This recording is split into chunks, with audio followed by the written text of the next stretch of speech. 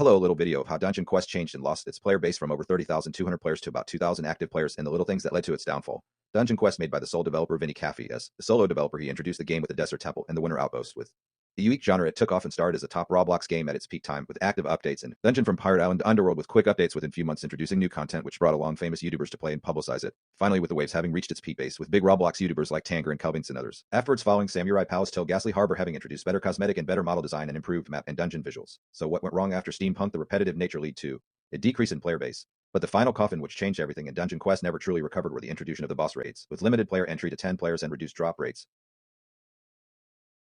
along with long delay in between Tier 7 till Tier 20 which took almost over 6 to 8 months. Looking at the loss of interest of player base, Vinny tried to introduce multiple bosses with different mechanisms, but something had changed.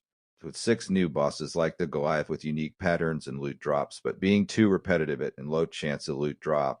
New bosses like the Gladiator and other later on after months of waiting, like the Dragon with new egg ability, Golden Golem and Earth Golem, and Green Guardian with new mechanism and new loot depending on the tier, with 20 being the best.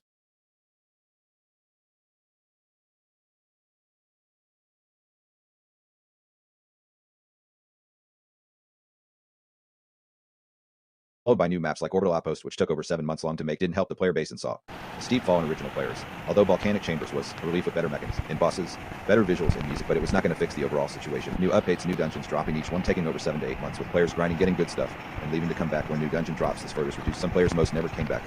Finally, on 7 June 2023, Vinny Caffey decided to sell the game to the developers Team Valdex. Existing players were pessimistic about the change of ownership and possible new changes, including to be discussed later about introduction of pay to win. Valdex team launched new dungeon R.i.p with good mechanics and 4 bosses, good-looking cosmetic. So players started to be optimistic. But this followed by events which were the final coffins, with the introduction of pay to win with a new Easter event and the reintroduction of boss raids which were limited to only 3 tries, a day which could be renewed using Robux, along with new Greg mini boss which lead to introduction to mythic crafting.